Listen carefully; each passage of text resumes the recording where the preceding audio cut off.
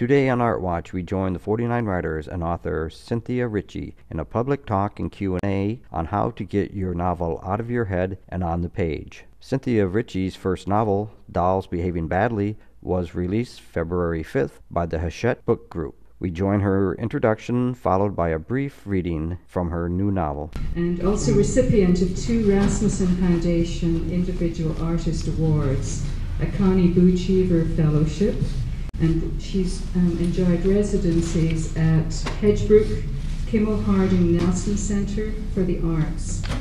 Her work can be found at the New York Times Magazine, Sport Literate, Under the Sun, Waterstone Review, Memoir, PMS, which is Poems, Memoir, Story, 42 Opus, and over 40 other magazines. Dolls Behaving Badly came out on February 5th from the Hachette Book Group. So I'm going to turn the mic over to you, Cinthia, and welcome. Okay, I want to say something. I'm going to have Deb read for me. I have a vocal cord disorder and my voice wavers when I speak. And so when I'm speaking and giving my speech, if you heard, a lot of times it helps if sometimes I get hooked on a word and I attempt to get the word out. If someone thinks they know the word, just shout it out for me. I know it sounds stupid, but it helps. And if you need me to say something twice, that's okay. That's perfectly fine, okay? Thanks. Deb. She asked me to read this. I have read the whole book. I feel really fortunate to have read an arc. It is a fabulous book, very captivating, and I don't say that about every book, but I really enjoyed this. So I'm going to be reading right from the beginning. So it starts out, Lesson 1. It's the giant on the Oprah show. The epigraph here is from Mae West. Keep a diary. It will keep you. Chapter 1. Thursday, September 15th, 2006. This is my diary, my pathetic little conversation with myself. No doubt I will burn it halfway through. I've never been one to finish anything. Mother used to say this was because I was born during a full moon. But like everything she says, it doesn't make a lick of sense. It isn't even the beginning of the year, or even the month. It's not even my birthday. I'm starting, typical of me, impulsively, in the middle of September. I'm starting with the facts. I'm 38 years old. I've slept with 19 and a half men. I live in Alaska, not the wild parts, but smack in the middle of Anchorage, with the Walmart and Home Depot squatting over streets littered with moose poop. I'm divorced. Last month, my ex-husband paid child support in ptarmigan carcasses, those tiny bones snapping like fingers when I tried to eat them. I have one son, age 8, and already in 4th grade. He's gifted his teacher's gush, remarking how unusual it is for such a child to come out of such unique, meaning underprivileged, meaning single parent, meaning they don't think I'm very smart, circumstances. I work as a waitress in a Mexican restaurant. This is a step up. 2 years ago, I was at Denny's. Yesterday, I was so worried about money, I stayed home from work and tried to drown myself in the bathtub. I sank my head under water and held my breath, but my face popped up in less than a minute. I tried a second time, but by then my heart wasn't really in it, so I got out, brushed the dog hair off the sofa, and plopped down to watch Oprah. What happened next was a miracle, like Grandma used to say. No angel sang, of course, and there was none of that ornery church music. Instead, a very tall woman, who might have been an angel if heaven had high ceilings, waved her arms. There were sweat stains under her sweater, and this impressed me so much that I leaned forward. I knew something was about to happen. Most of what she said was New Age mumbo-jumbo, but when she mentioned the diary, I pulled myself up and rewrapped the towel around my waist. I knew she was speaking to me, almost as if this was her purpose in life, to make sure these words got directed my way. She said you didn't need a fancy one. It didn't even need a lock like those little girl ones I kept as a teenager. A notebook, she said, would work just fine, or even a bunch of papers stapled together. The important thing was doing it. Committing yourself to paper every day, regardless of whether anything exciting or thought-provoking actually happens. Your thoughts are gold, the giant woman said. Hold them up to the light and they shine. I was crying by then, sobbing into the dog's neck. It was like a salvation, like those traveling preachers who used to come to town. Mother would never let us go, but I snuck out with Julie, who was a Baptist. Those preachers believed, and while we were there in that tent, we did too. This is what I'm hoping for, that my words will deliver me something. Not the truth exactly, but solace. Sunday, September 18th. Already I'm slacking. Writing is like working out. If you miss one day, it's easy to convince yourself to miss another. I'm an artist. I write this rather shamefully, as if admitting to an embarrassing medical problem that I have no right to be embarrassed about, since I clearly brought it on myself. She's obviously talented, the art teacher informed Mother during my 4th grade teacher conference, and Mother hung her head, her white-gloved hand tightening around the ivory soap sculpture I had fashioned into a Campbell's soup can. By the time we walked out to the car, my sculpture had melted under the wrath of Mother's grasp. Growing up in Dowser, a little southwestern Michigan town whose only distinction was an award-winning badminton team, I took every art class the high school offered. I even managed to win a few prestigious awards: the Dorothy Maloney Fellowship for Duck Drawings, the Harding's Grocery Store Cuts of Meat Award, and the Southwestern Michigan Look-alike Contest, where I painted the assemblymen in drag and almost got Mother kicked out of the Women's League. All this might sound heady and exciting, except that in our stuffy little farming community, the liberal arts were looked upon as a minor sin. Mother squirmed each time I brought home another award, while my older sister Laurel sighed and squared her shoulders, knowing it was up to her to do something with her life, since I was so obviously throwing mine away.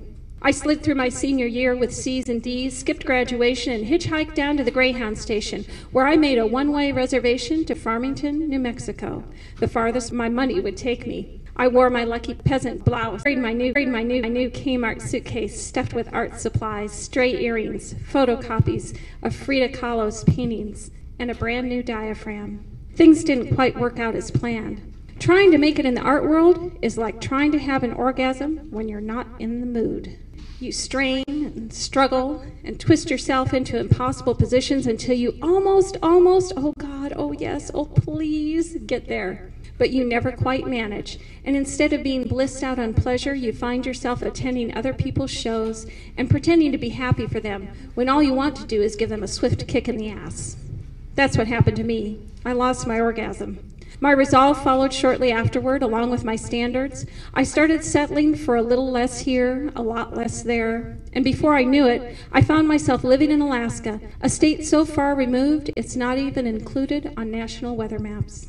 Then I met Barry and really lost my steam. Years passed in a blur, and the minute JJ popped his head from between my legs, it was sore nipples, sleepless nights, and Barry and me arguing about whose turn it was to buy diapers. Our arguments quickly escalated until he moved into a shabby apartment in Spenard, a down-on-your-luck neighborhood famous for its cheap hookers and even cheaper drugs, and I bought a shabby trailer less than a mile away. This is typical of Barry and me. We've been divorced almost 3 years, yet neither one of us has the gumption to move on. We claim that this is so JJ can move back and forth between us, but really it's because we don't know how to let go. Sometimes, I'm ashamed to admit, we still... Phew. There's the groan of the school bus grinding its way up the hill by Westchester Lagoon. In a minute, JJ will charge through the door. "Mom," he'll scream, demanding food and attention, love and understanding. And I'll give it to him, messily, badly, my hair falling down, my armpits reeking because I forgot to put on deodorant this morning. JJ is tall and blonde, his legs starting to thin, poor kid. He's caught in that awkward stumble of pulling away from the cute little boy stage. He's choosy about food and movies, and so good-natured it's easy to forget how smart he really is.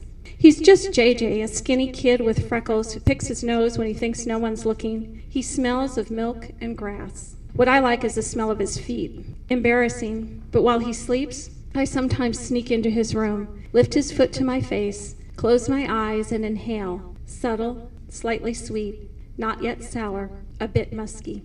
Soon he'll wear sneakers and clomp around the house. He'll smell of sweat and get pimples and hard-ons. He'll jack off in the bathroom and borrow the car without asking, while I sit home reading trashy magazines, hoping and praying that he doesn't turn out to be as big an asshole as his father. I think everyone has the time to write a novel. Can everyone understand me? Everyone? Okay. I think everyone has the time to write a novel. You have to make it your first thing. You have to make it the most important thing in your life. I wrote dolls behaving badly, As a single mother, I was working at Anchorage Daily News as a journalist. I was waitressing at a Mexican restaurant, kind of like the book, in the evenings. And I was also going to graduate school. I mean, my days were just full. And I just went. I was exhausted every single night. I'm really nervous for some reason. I don't know why. It's just so light in here. I feel so exposed. You know what I mean? Like everyone sees everything around. What I did is every single evening, every single night after my son was asleep, after I had everything done, I would write. And I wrote every single night. It didn't matter how exhausted I was. It didn't matter if my son was sick. It didn't matter if I was sick. It's just something you have to do. And so every single night, and it was sometimes it was midnight, sometimes it was 1 in the morning, and I'm sitting there writing. And there were nights I was so exhausted, I would cry, and I would just sit there and just write in my little computer, and tears would come down my face. And everything I wrote was garbage on those nights. But see, that doesn't matter. You have to make yourself do it. Because it's kind of like what I said in the book. If you miss one day, I'm just exhausted, tonight. The next night you're going to miss, and then the next night, and then the next. But every night I made it like an hour or a half an hour, and I would write. And I wish I could say that I wrote this fast, but I didn't. It took me about 7 years in order to write. And that was only the rough draft. And then it took me like almost 3 years to rewrite the rough drafts. And then with the editing, I probably spent almost 11 years of my life on this book. And it just sounds so absurd. I could probably have worked a really nice job and have money right now. Instead, I have a book, which seems kind of meaningless in a way, but it was my dream. Everyone has a dream. Everyone has something they want to do. Maybe it doesn't have to be writing a book. It doesn't have to be anything artistic. Maybe you want a better job, or maybe you want to run a marathon, or who knows. But I just really believe if we believe in ourselves and if we make ourselves take those small little steps, we can do it. So I hope everyone leaves, tonight believing in themselves just a little bit more. I'm going to start weeping and crying because it sounds so sappy, but I really believe we all have something we're meant to do. And I just believe I was meant to be a writer.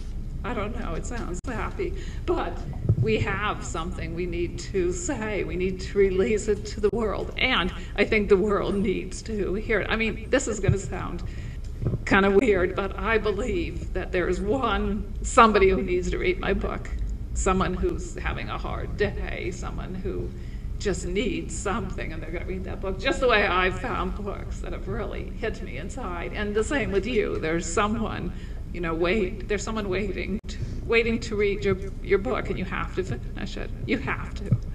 Now, I think we all have to. And you have to do it for you. And you say you have a daughter. You have to do it for your daughter, to show your daughter that you have to follow your dreams. I'm going to cry for some reason. I don't know why. That just, your question really affected me. I mean, that's the struggle. No, I mean, I think I was fully... For the most part, I was fully present for my son. I like to believe he might say something different, but you can't be there 100% for your kids, and you're going to make horrible mistakes. Everyone does, and I think it's a healthy thing for our kids to see us following our dreams, because how many people do that? Most of us. I mean, there's so many other dreams I haven't followed, so I can conclude myself. Most of us just take the easy way out and say, well, I can't do that. So you have to finish it. You just have to eke it out. The thing about writing a book is it isn't easy. I mean, it's not easy. You sit down and you write, and the first couple of weeks are so exciting, and it's like a love affair, and you just feel so good, and your book is so wonderful, and the words are just beautiful, and you're the most amazing writer in the world, and that's how you feel, and you really believe that. And then inevitably, after a month or so, you just look at it and you think, oh my God, God, this is awful, this is terrible. It's like when you're in a relationship, you love the person, then all of a sudden one day you wake up and you look at him and you wonder, who is this man? And why is he sitting on my breakfast table? You know what I mean? And your book, you know, you'll think that about your book. You'll think, why am I writing this? It's awful, it's horrible. Every word stinks, it's meaningless. And you just have to, like in a relationship, you just have to keep on writing, even though you don't like it and you hate your characters and the plot just sucks, and I mean it happens, and you just have to keep on writing through that stage, and you have to believe that the next stage is going to come and you're going to fall back in love with your book, but it's going to be a different love than the beginning. It's like a relationship. Then the initial stage is more of an even love, more of a balanced love, and then you'll hate it again, and then you'll love it, and you'll have arguments with your book, and it's a huge emotional. It takes a lot of emotional energy, at least for me. Other people I'm sure have another story. I'm sure there are some people who just sit down and write books just like that, but I wasn't one, and I'm not one. Since it took me such a god-awful long, a decade, I spent a decade, oh my God, writing this little book.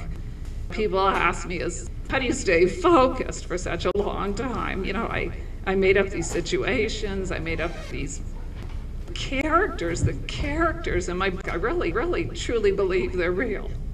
I mean, I believe these people are real. I know that sounds mad, but I knew them so well. I spent so many nights with them that I really, truly believe they're out in the world somewhere, and I'm going to meet them somewhere, somehow. They're out there. And I think the reason I feel that way is, it took me such a long, I spent so many years with my characters up here in my head that they were real for me, and I think that's actually good, because I don't know for sure, you or the readers, you'll have to decide. I think I kind of took that intimacy I had with my characters and I wrote them that way. I mean, I knew them.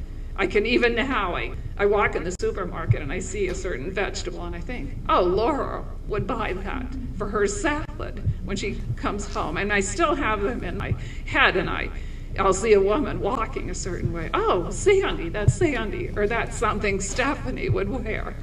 I don't know if you ever lose that, because I haven't written my second book yet. What was I talking about? I'm kind of rambling. Staying focused on your book. It was easy for me to stay focused and stay interested in my book because I loved everyone in the book so much. I just loved them. I almost love them more than I love my real life. And maybe it's kind of sad. Maybe if my real life were richer and more vivid and more exciting, I wouldn't have to write. I wouldn't be a writer, because I would have this wonderful, exciting, rich life. So maybe it's kind of sad that I'm a writer. I don't know, but I just know I love it. I love it so much. I was able to keep the novel in my mind for all those years just because my characters were in me. They were in me. I knew them. I saw them every day, and every night they were in my living room with me in my little desk.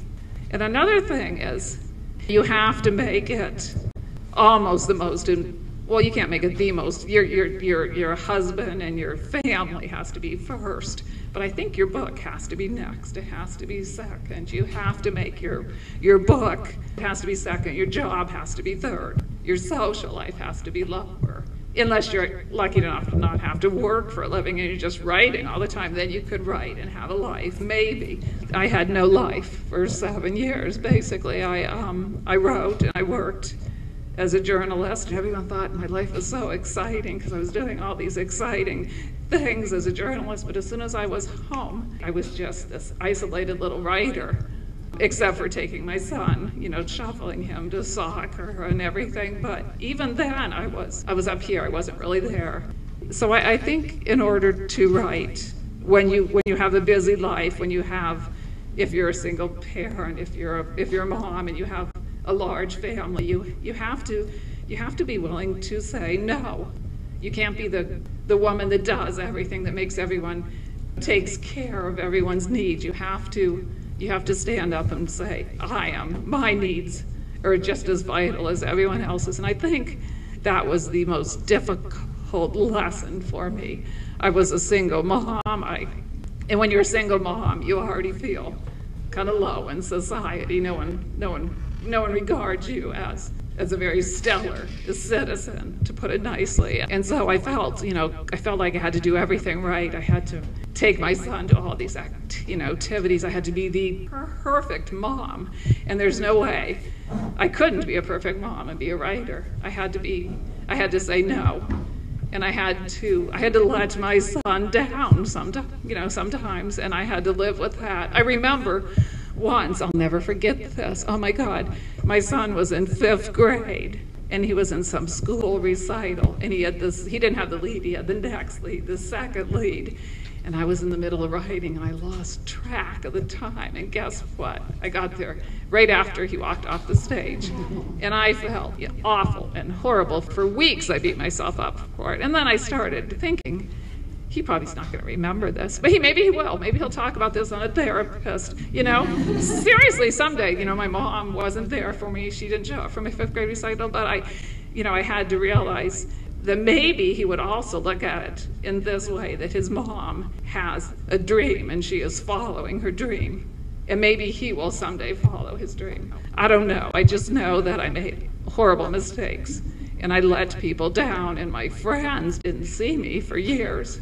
Seriously, they just didn't see me. I wasn't there. There was no way I could be there. So I think if you want to write a book and your life is busy and you think, oh, I don't have any time, yes, you do, but you have to make sacrifices and you have to say no. You just have to believe that's a wise choice. When I started the book, I don't work with an outline. I didn't know what would happen day to day. I just sat down at night and I would just allow whatever happened when it happened, and I would just believe that was the right thing. And then every month or so, I would read over everything I wrote, and then I would edit it. I would make my characters go in this direction instead of that. But initially, I just allowed everyone just to roam free. And I noticed the most wonderful thing is pretty soon I had these wonderful women I wanted in my book. Pretty soon they weren't the women that I wanted them to be. They didn't listen to me. They refused to listen to me. I would want them to say or do this, and they just refused. And I know that sounds a little mad, and I've heard other writers say that. I thought, no, that can't happen. But when you work with someone and you know the people in your book, really well, and you allow them to be themselves, even though they're fictional. Are they really fictional though? But anyways, when you allow them to be themselves, they will start disobeying you. When you're a mom, you have little kids and they won't listen to you. Your characters start to do that, and when they do, it's a mess. It's a mess. It's a mess. And I spent a good half a year wrestling with that. I wanted my book to go this direction, and every time I sat down to write, my characters just veered off in this direction, and it happened over and over and over. And finally, I just said, okay, this is not the book I want to write. This is the book they want to write. And so I went with it. The main woman in the book makes erotic dolls for a living. She makes Barbie dolls, and she makes them into erotic dolls, and she sells them on the internet for extra money. And I never expected that to happen. Never. It's not something I have no idea how that happened. My character just decided to do that, and I thought, wait a minute, that's not going to work. People aren't going to believe that. That's just too out there. And I just took those scenes out over and over, and they just kept coming back in. It's like she decided this is what she wanted to do for a living. Well, not for a living, but for extra money, and there was nothing I could do about it. And so finally I decided, okay, this is what she's going to do, as absurd as it sounds. And it was actually the heart of the book, actually the thing that makes the book maybe special, because you see her as someone kind of odd but kind of endearing. I think that's something we all as writers have to realize, that when we do develop our book, it's gonna move off in its own little direction, and you have to just believe your book is moving in the right direction and kind of rein it in just a little bit, but just allow it to breathe and live. Allow the people in your book to be the people they're meant to be. And I know I sound absurd because these are not real people, they're not real characters, but you have to allow them to be real. Another thing people have asked, if my initial, when I initially decided to write the book, when I was first developing all the people in the book, did I base them on someone I knew? And I would have to say yes, because you can't just make people up out of the thin air. Yes, all of these people were initially based on someone I knew, initially, and then they veered off and they became themselves. I mean, these people who no longer resemble whatsoever the people I meant them to be, or I wanted them to be. So people who know me can see little glimpses of people I know. And I think that's unavoidable. I don't think a person can blindly write a book without ever using parts of his or her life. I don't think I think you have to use at least your emotional life in the book. I'm actually, right now, I'm in the middle of another book, my second book, and the writing process is nothing like the writing process for this. It's like night and day. It's probably like being a mom to a bunch of different children, and you raise each one differently, and each one has a different needs and different wants. And this book that I'm working on right now is different needs and different wants. I have noticed something, you guys. I have noticed now that I'm not working, I'm only writing right now. It is difficult to just sit at home and write all day. Seriously, it is the hardest thing in the world. And I mean, when I was busy, it was almost easier to find a couple of minutes here, a couple of minutes there, because you have a schedule. But when you don't have a schedule, it is so easy to not write. Not writing is the easiest thing in the world. There's so many other things you can fill your day with, and suddenly it's 1 in the morning and you're exhausted and you haven't written a word. Does anyone want to say anything? Why did you only write it half an hour a night? Well, not half an hour. Sometimes that was my absolute minimum. But there were nights where I wrote the night through. I didn't even sleep, and I would drag myself off to work the next day, exhausted, and I would fall asleep at work. And I just decided that's what I had to do if I have to sleep at work, because to me, writing the book was the vital thing in my life. Did you ever write in the morning, and did you find that it was easier at night? I am not a morning person. I am like the most un-morning person in the world. I don't think I've ever written in the morning. When you say morning, what do you mean? Like 5 in the morning or some horrible thing? With myself, I find that if I start in the morning, I'm fresh, my mind. Most people say that. That's what most people say. Most people do, write in the morning when their mind is fresh, but my mind is not fresh in the morning. I did a little writing, like in the afternoon. The majority was at night, and I think the reason that I do write at night is because at night everything slows down, it relaxes, and your mind shuts. Your ego in your head is always saying, you should, you can't do that. When you're really exhausted, that little mind evaporates and you're just you. And I think, to me, I have such a strong ego in my head saying you can't do this, you can't make your character do that I really have to write in late at night when I'm almost exhausted and that voice shuts off. Which is probably something I should work on, because if I wrote in the morning, maybe I could be a better writer. Who knows? I didn't even realize my name is Cinthia Ritchie, but everyone calls me Cindy. And when you read the book, you'll see that the initials of the main character are the same initials as me. And the inflection is exactly the same. Her name has the same inflection. I didn't even know.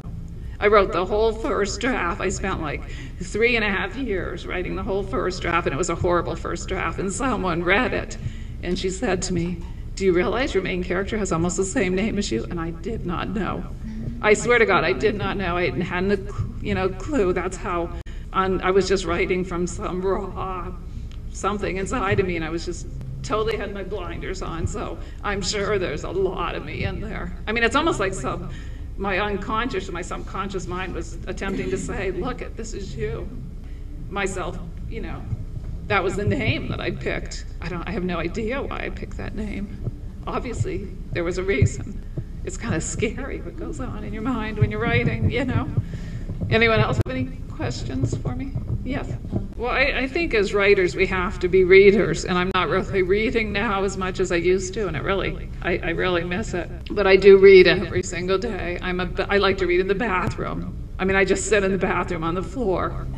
I just love bathrooms, and I sit there and I read. Sometimes I read for a half an hour, sometimes for an hour, but I love the bathroom. It's just intimate, and there's where we do all our nasty things, our real selves come out in the bathroom. I don't know, I just feel comfortable.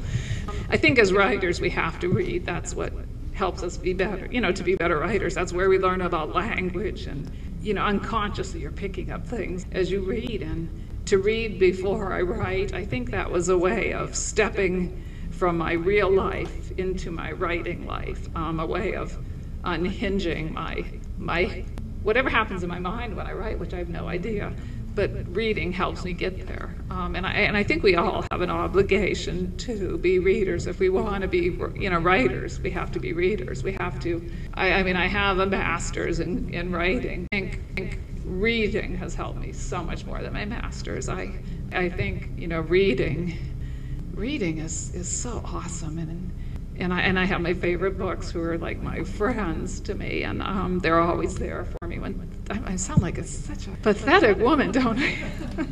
My books are just my friends, they're real to me, and I love them. Yes. Did you read a certain genre before going into women's writing? fiction, mostly women's fiction. I tend to read mostly women's fiction, although it's easy when you're a writer to read a certain author and you pick up on their language and their rhythms, and without even realizing it, when you sit down to write, you're not writing in your rhythm, you're writing in the writer you've been reading. And one of my favorite authors is Margaret Atwood. I love Margaret Atwood. I bet you a lot of people do, and she has that wonderful rhythm and lyric, the way she's just awesome writer. And I had to just take her books and put them on the side of the bookshelf, I couldn't read her work, because what would happen is I would read her work and I would start writing as Margaret Atwood, not as me. And I mean, of course, I didn't sound as well as she did, but so a lot of what I read were memoirs. I love memoirs, nonfiction by women, so I wouldn't mix up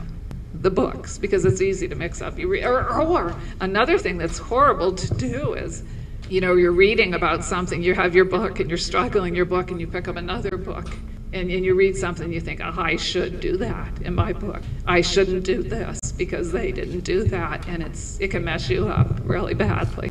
Anyone else?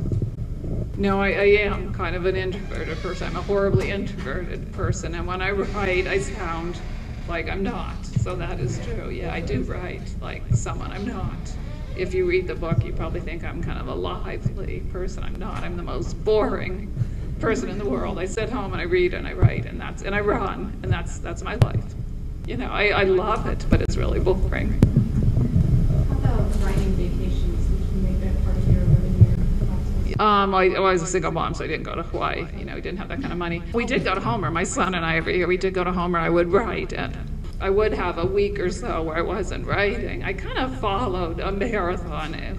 In the marathon training, you increase your mileage little by little, and then you drop back. So you have 16 miles one weekend, 17, and then you go back to 11 or 12. And I kind of did that with the writing. I'd have these huge writing weekends where I was just exhausted for a couple of weekends, and I'd go back and I wouldn't write very much the next weekend. And then after a couple of months, I would take off a week or so where I was still writing, but just lightly, maybe a little editing, character sketches. Or if not, I would have just exhausted myself. And I also I was lucky enough to have a couple of writing residencies where they put me up somewhere and I just wrote. Hedgebrook. When I was writing this, I went to Hedgebrook twice, and that was nice. They put you up in a little house and they cook for you. They deliver your meals to the little place where you're staying. You don't have to do anything. It's awesome. Awesome. It's like being a little kid, and they bring little lunch boxes for you and everything. And it's nice. It's very nice. Anyone have any other questions? The tagline for the talk kind of, I forget all the details, but it said kind of you'd write at stop signs and stop. I did. Because I'm the same way. That's what I read that, and that attracted me to it. Yeah, I did write. I mean, I did most of my writing at night, but I carried a little notebook around with me in my backpack. I would just be stopped at a stoplight, and something would come into my head. One of my characters would say something, and I would stop and write it down, pull off to the side of the road. When I sat down to write, I would have little pieces of, notebook paper with, a sentence here, a paragraph here, an idea, have Grandma do this, have Sandy do that. And it would just be, I had tons of little pieces of paper, sticky notes are good, sticky notes, at my dashboard, all these sticky notes, because I would write them as I was driving. I did a lot of my writing in the supermarket. I wrote at the supermarket a lot. I don't know why, there's something about the fruits and vegetables that are so, they make you want to write, don't they? They're so erotic and juicy, and so I would write. I would just stop what I was doing. I would write it down, stick it somewhere, and then I would, writing like that is probably more difficult than anything, because then you're stuck with all these little fragments. Well, what I would do is take a yellow underline marker and then just underline them and put numbers, like this should come first, this should come second, and so I'd have all of these little fragments of paper, and then I would just write a laptop and weave them together, or just weave this into something. And it's tedious to transcribe that all into a computer and then yeah, it is, trust me, it is. I mean, a lot of writing, that's a lot of writing. It's just tedious. A lot of writing is.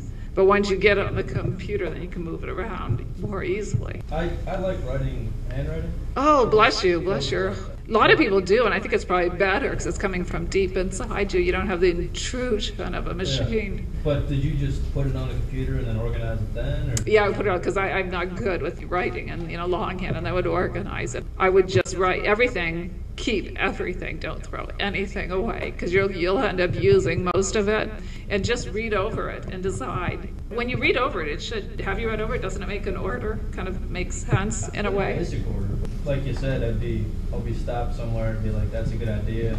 Write it down, of course, because if you don't write it down, you won't remember. Yeah. It'll be gone. I would just outline it, like with different markers, yellow, blue, you know what I mean, different ones for different sections. That's what I would do. You just have to believe you're doing it. I mean, if you stop and think this shouldn't belong here, you'll never finish. You just have to get it, put it in order, and hope and if not, rearrange it. Anyone else? When it was decided that what you had written was terrible, did you reach that conclusion yourself, or did someone else help you with it? I mean, it wasn't horrible. It was just messy. Your first draft, they call it your shitty first draft, because you don't do any editing. You just like 700 pages. I mean, it was this huge everything. I didn't take. You didn't edit as you were going. No, I did not. No, I waited. Well, I did a little bit, but not that much. I didn't know what to keep, what not to keep. I just put everything in it. So, I mean, it was pretty bad. But in there were the seeds of the book, But it just took a lot to find them. Then I took a couple of years rewriting, and then it was enormous. Cynthia, since you were talking about bathrooms, can you say a little about Grammy? Years ago, I was in the bathtub, reading in the bathtub, which I do. I take sometimes 4 or 5 baths a day because I love to read in the bathtub, and my skin's always really dry, and the gas bill was kind of outrageous sometimes. And I was in the bathtub after work, a long, crappy waitressing shift, and I imagined my grandmother was there with me, and she was speaking to me, and I'm going to almost cry. It really affected me. I just imagined she was there, and I almost really believed she was there. And she said, "Hosh." That's how she used to say, "Hosh." And she was there, and that's the book. That's where the book just suddenly popped into my, magically. And I started writing the book. It was the motivation I needed, or she was, I don't know what, it's almost like this mystical experience I had with a ghost of my grandmother, who somehow gave me the idea or the initiative or the belief in myself to write, and the book just snapped into my head, and I started writing it, and I almost feel like what I said, I was writing the book in a way to reach her in a weird sort of way. There were other reasons, numerous reasons for writing the book, but when I'm in the bathtub, like maybe she'll come back, but she hasn't, if she ever was there to begin with, or I just imagined her, or who knows what really happens in life and in writing. You've spoken so fondly about several of your characters, and those characters developed on their own when you're writing in the evening. Right. So if you shift to the morning when you're more analytical, your writing may improve, but what's going to happen to your characters? You know, no, I wonder about that. I do more analytical. I am more analytical. I'm horribly analytical in the day. I don't think if I had written this in the daytime, it wouldn't be the same. It might be a better book in some respects, but I don't think emotionally it would be the same. Anyone else have any? Well, all of us are lazy. I'm the laziest person in the world. I love to sit and do nothing. I just ask. So I'm lazy. Everyone's lazy in something. No one is super.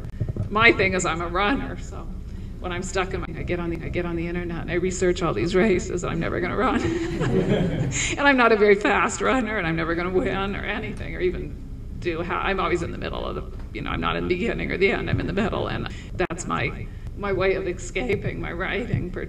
I guess I'm dreaming of being this famous runner, which I would love to be, but I'm never going to be. So we're human. We're lazy. We're horrible. We're wonderful. We're beautiful. We're everything, and your book is everything. I'm finished. Thank you, everyone. I hope I helped.